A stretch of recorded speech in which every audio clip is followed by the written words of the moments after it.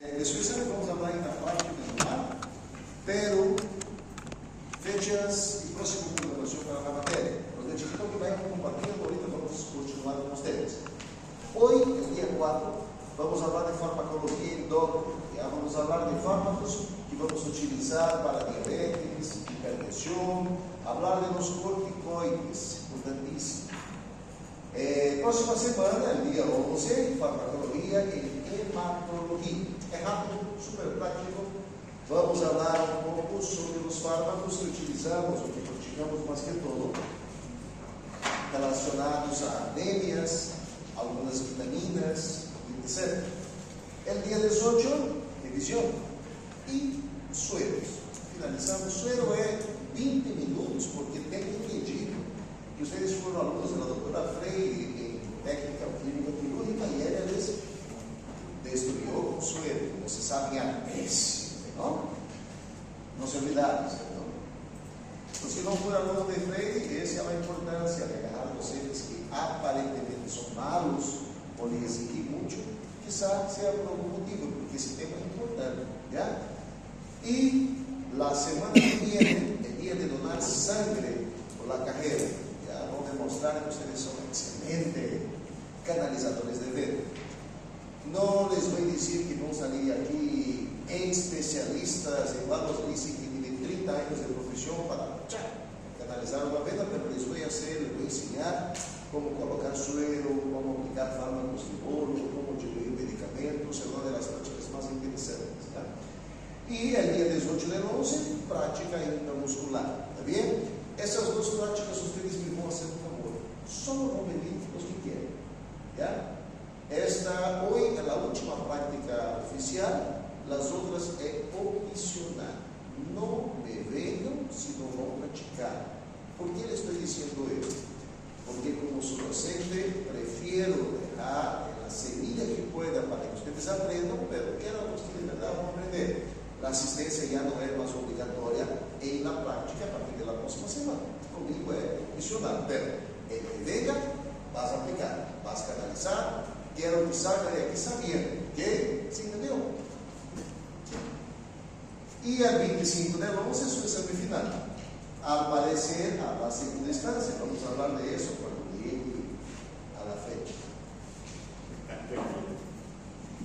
Debería usted recordar solo porque tenía que mirar la aplicación del número. 35 de Sí, mi mamá también dijo, yo no tengo corazón. Que sí que mucha maldad de ese cuerpo de madres.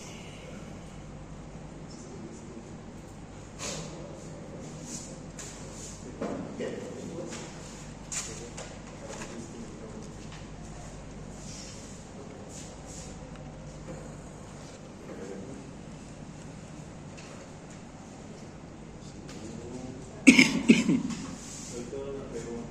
Sí, doctor. Vamos a hablar en un rato más. Ley de investigación, ¿tú vas a hacer?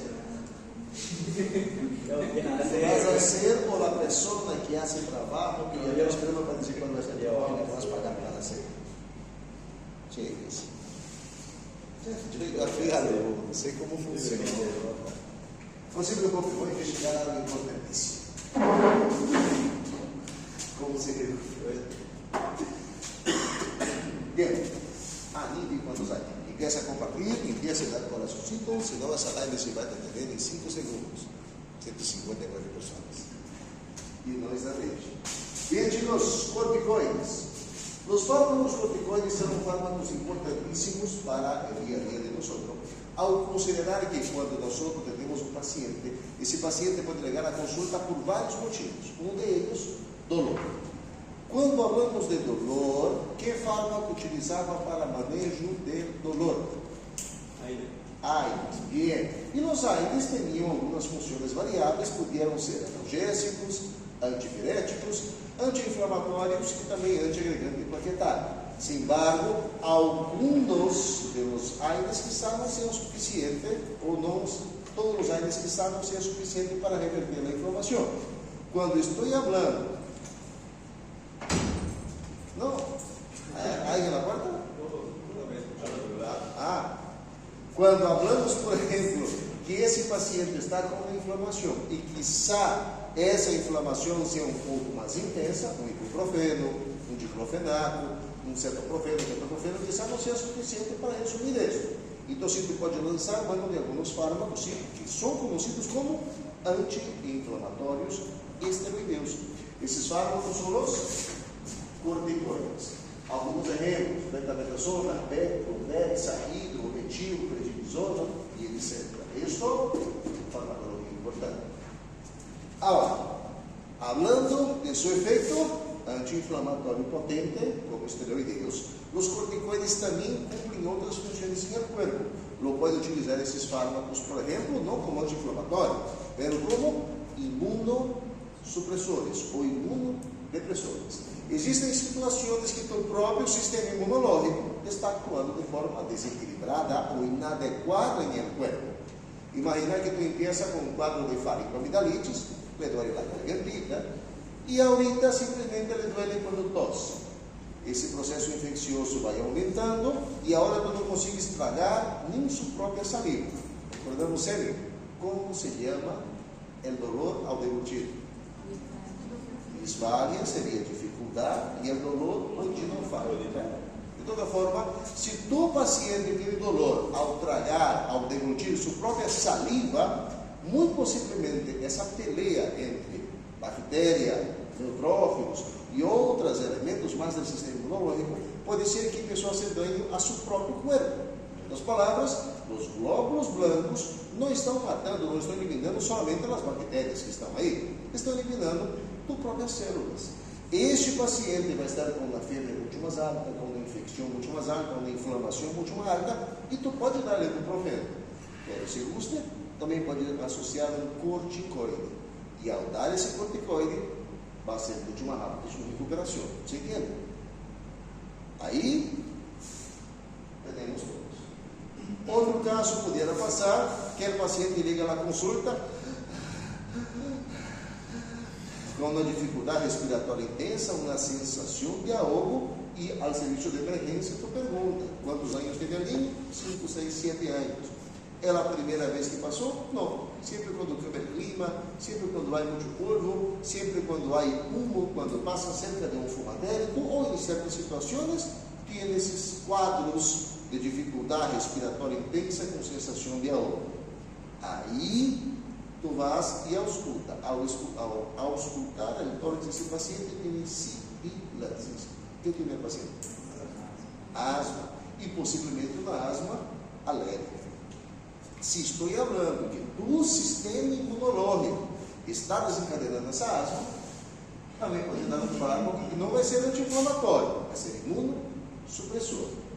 Existem outro grupo de pacientes que ligam à consulta com artrite, artrose, pacientes que têm, por si acaso, enfermidades autoimunes, como lúpus eritematoso sistêmico, também usam corticoides. Então, sim, esses fármacos são anti-inflamatórios esteroideus, pero además de ser anti-inflamatórios esteroideus, tem outras funções mais em el cuerpo. ¿Se entende? Depois falamos de los hipoglicemiantes. Em seu terceiro semestre de medicina, sou docente da asignatura de fisiologia. Le habló de las hormonas, ¿se acuerdan? 3 pontos extra para quem sepa me dizer 1, 2, 3 características das hormonas para que cumpla seu efeito e seja hormona. Quais são as características para que uma hormona seja uma hormona? Los que necessitam muito. Ok, mais ou menos, pero sim, o que mais? Tem que atuar em outro órgão. Bien. E derivado de gás. Derivado de triglicéridos. Casi. Porque há hormonas esteroideas, hormonas peptídicas, aí vários tipos de hormona. Ser produzida por um órgão? Aqui os 3 pontos. Para que seja uma hormona, tem que ser produzida por um órgão específico, por um órgão endócrino, por uma glândula endócrina. Necessita ser distribuído, transportado pela sangue. Isso não é fármaco, isso é fisiologia. Ser transportado pela sangue, e además de isso, necesita actuar fuera de su sitio de producción. Hay algunas características más, pero en resumen sería eso. Por ejemplo, el hipotálamo produce una hormona, esa hormona va hasta a hipófise, produce otra hormona que va a otro órgano y produce otro. Entonces, en ese eje primario, secundario y terciario, algunas hormonas tienen varias funciones en el cuerpo. Por ejemplo, digamos, voy a hablar un ejemplo de un paciente que tiene, una mujer que va a tener su ciclo menstrual. En el hipotálamo se libera una hormona llamada GnRH. Esa GnRH es liberada y llega hasta la hipófise. Estimula para que se produzca y se libere FSH, hormona folículo estimulante. Essa hormona folículo estimulante sale de la hipófise y va hasta el ovario, donde estimula para que el folículo que está en el ovario vaya desarrollándose. Esse ovário produzirá, mediante seus folículos, estrógeno. El estrógeno, en el útero, sale del ovario, va para el útero, y el útero produce la proliferación de la capa endometrial. Entonces, durante los primeros 10 a 14 días del ciclo menstrual, la mujer había menstruado de los primeros 3 a 5, ahora tiene endometrio ahí. Luego, después, hay un feedback donde el hipófise libera LH. Essa LH viene, estimula la ovulación. Essa ovulación hace con que se produzca el folículo, el cuerpo lúteo, que va a producir progesterona para mantener el embarazo. Eso, chicos, es importante. Ahora, imagina que tú tienes una paciente que tiene un intercambio que deja de funcionar ese ciclo menstrual normal. Por ejemplo, las mujeres a partir de los 45, 50, 52, 3, 4 años dejan de tener su ciclo menstrual y llega a un periodo de menopausia, ¿cierto?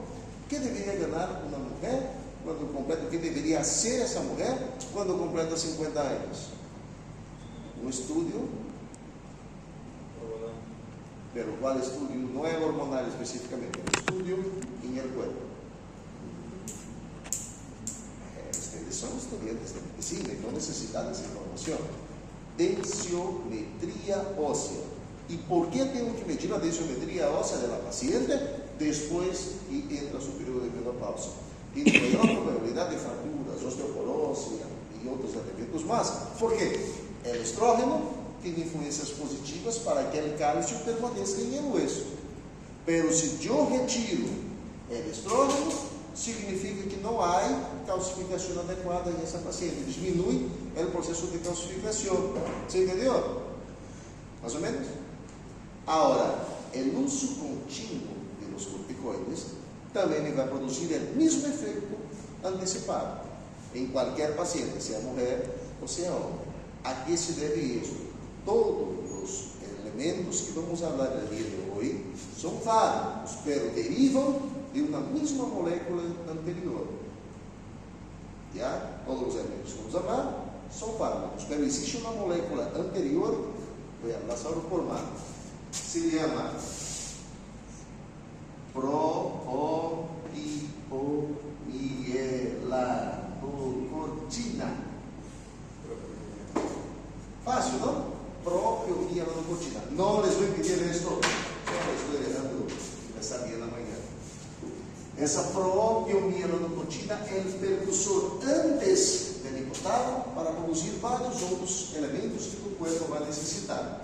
Por lo tanto, a nível da glândula suprarrenal, já praticamente a vez final, a nível da glândula suprarrenal, se produz uma hormona importantíssima, que aí nós vamos chamar, por exemplo, de aldosterona.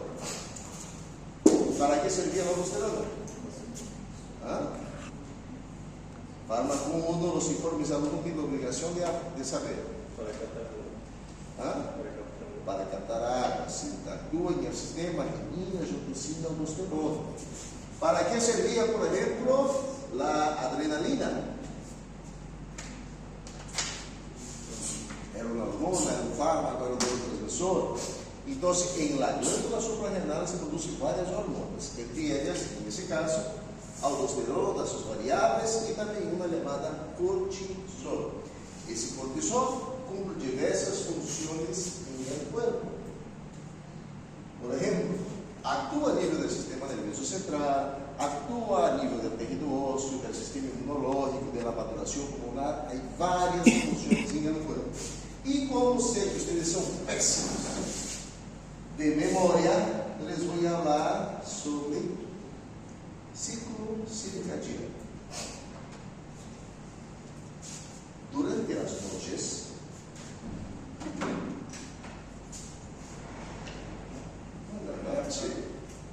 Durante las noches, durante las noches, tú te sientes agotado, cansado, sin energía, con sueño. Te echa a dormir. Y durante el día, si tú tienes una buena noche de sueño, amanece un poco más despierto, pero al pico de las 9 y 10 de la mañana está full activo. Ya. Y en la noche está cansado de nuevo. Eso es el efecto del cortisol en el cuerpo. Entonces, el cortisol es producido mediante un ciclo circadiano. ¿A qué se refiere ese ciclo circadiano? Durante la noche se produce, en el día se consume.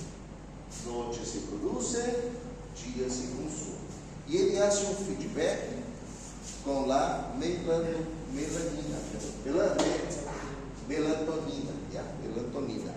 La melatonina es la hormona del sueño, de la tranquilidad, de la paz. ¿Sí entiende esto? ¿Sí? Ahora, si tu cuerpo tiene una producción normal de cortisol, pero de una cierta forma u otra, tú le das de forma sintética esa hormona, significaría que esto iba a producir y usar. Eso debería ser su normal. Pero tú decidió dar de forma artificial un fármaco que es similar, que es idéntico a lo que tu cuerpo produce. Entonces aquí le empiezo a administrar a ese cortisol de forma continua. Entonces el cuerpo va a decir, si yo me estoy esforzando tanto para producir esto, y mi paciente no está necesitando porque ele está teniendo en picos continuos, simplesmente dejaré de producir. ¿Para qué me voy a trabajar doble si el loco me está administrando artificialmente? Y en este caso está todo bien desde que tú continúes administrando constante. Porque si tú quitas de golpe, el paciente tiene una insuficiencia suprarrenal. El paciente, el cuerpo ya no sabía que era necesario, incluso no sabe más cómo producir.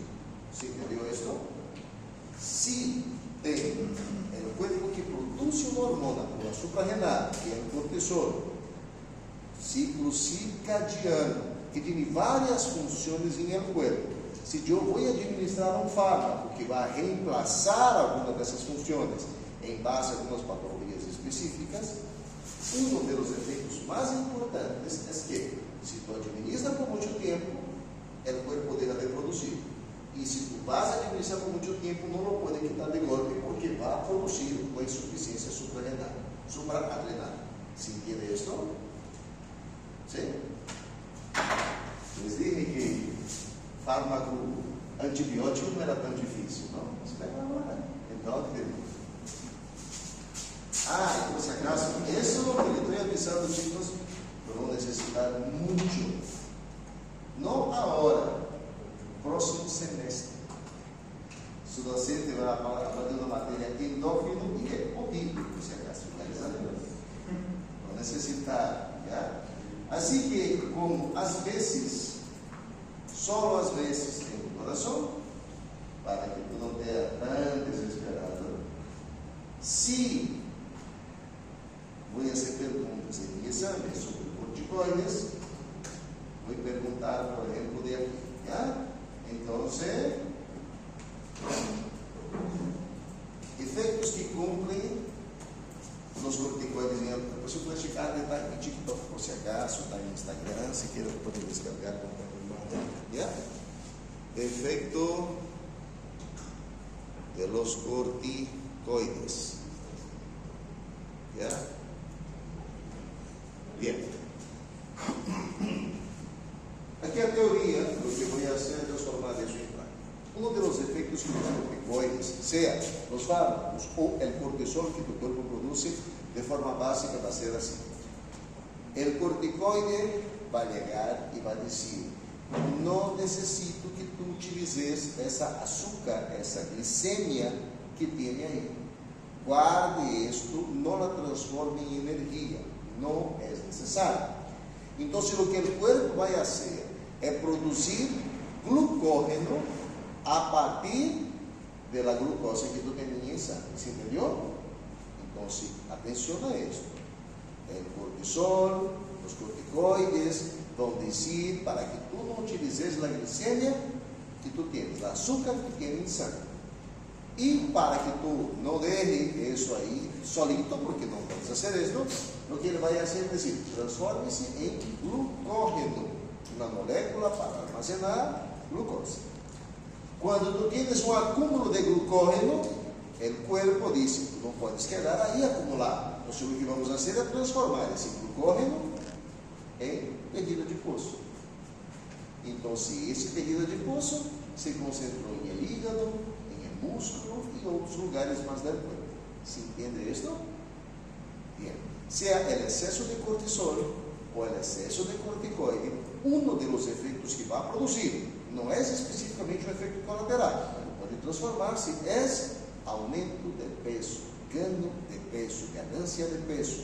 Y esto se debe a que la glucosa que debería utilizar no se utiliza, se transforma en glucógeno, que se transforma en tejido adiposo. ¿Se entiende? Ahora, ese cuerpo necesita sí o sí que tenga energía. Entonces, ¿qué va a hacer?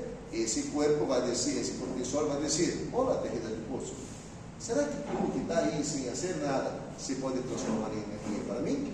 Entonces, es como si tú tuvieras 50 pesos para poner de combustible en tu movilidad, en tu bici, en tu auto, en tu moto. Entonces tú agarras y le dices: ok, está allá el surtidor, me compra 50 pesos. Tú vas con una botella, compra 50 pesos de gasolina, trae los 50 pesos acá. Entonces tú agarras la movilidad, va con los 50 pesos de combustible, vuelve a echar el tanque, hace fila de nuevo y va a abastecer en otra bomba. ¿Entendieron que es lógico esto? O sea, le mando comprar gasolina, ele me trae gasolina aquí para que yo pueda utilizar, solo que dice: no quiero esta. Y tú agarras la misma gasolina, vuelve a devolver al surtidor y va de nuevo a otra bomba para sacar la energía. Eso hace el cortisol, eso hace el corticoide. ¿Se entiende? De cierta forma, interfiere en el metabolismo de glucosa. Entonces puede generar tanto aumento quanto disminuição de glicemia. ¿Ya? Y hay riesgo de producir diabetes esteroidea como una consecuencia de ese efecto importante. Ahora, continuando, también afecta al metabolismo de proteínas. Entonces no es solamente tejido adiposo que aumenta o diminui, também aumenta proteínas, porque se esse músculo não recebe energia suficiente, ou se há um elemento degradando tejido adiposo que está aí, pegadito nos músculos, automaticamente afeta esse metabolismo proteico. ¿Ya? Então, se cuidado, porque os ácidos graxos vão estar aumentando. De la mesma forma, o metabolismo de proteína, perda de massa muscular, quanto o metabolismo de líquidos.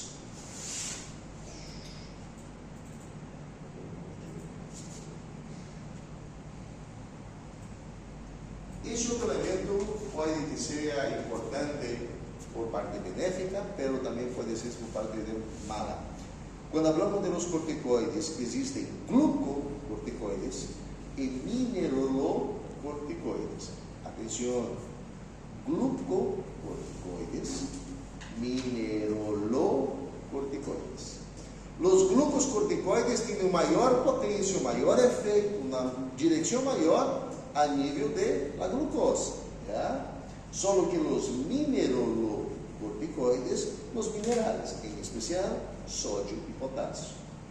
Existen fármacos que tienen una mayor tendencia mineralocorticoides E esses fármacos quizás sejam interessantes para usar em um choque anafilático. Quando o paciente tem um edema de glotes, por exemplo, então eu lhe dou uma dexametasona ou uma hidrocortisona, mais que todo a dexa, esse fármaco favorece, además de seu efeito anti-inflamatório, imunossupressor, favorece para que o sódio permaneça dentro do vaso sanguíneo. E se o sódio permanece dentro do vaso sanguíneo, em consequência, a razão de isso diminui o edema que está na glotis do paciente. ¿Se entende isso? Uma vez mais.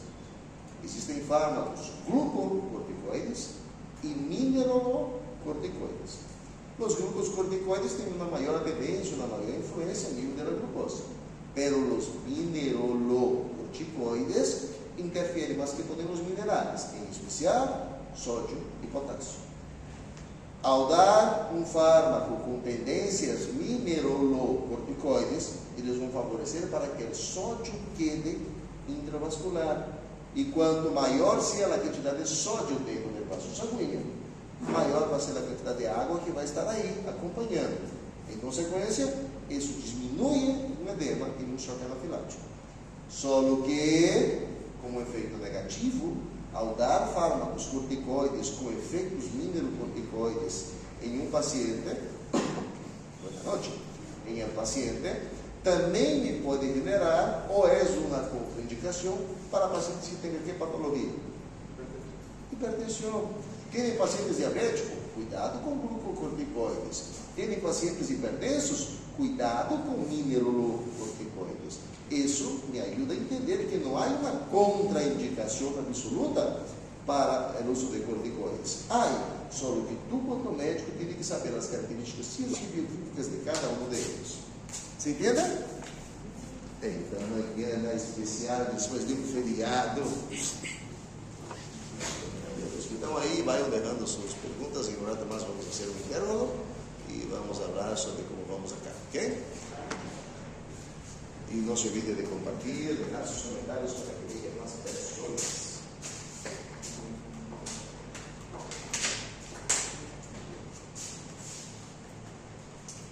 Aí também afeta ao estado hematológico, afeta ao estado imunológico. Muito cuidado com esses fármacos, em especial em pacientes imunodeprimidos ou imunocomprometidos. Está bem?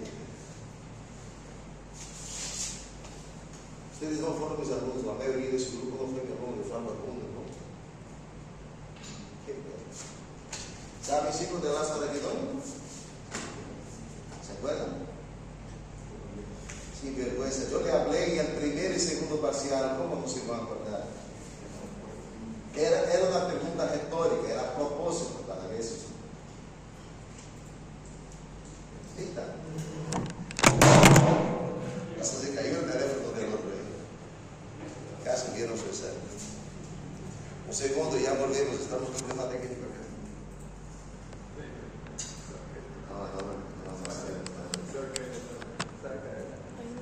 Seguraram que eu segurar o dedo aí, não se amaram porque passar deles, nunca vi na classe. Eu não filmar com o dedo, por favor.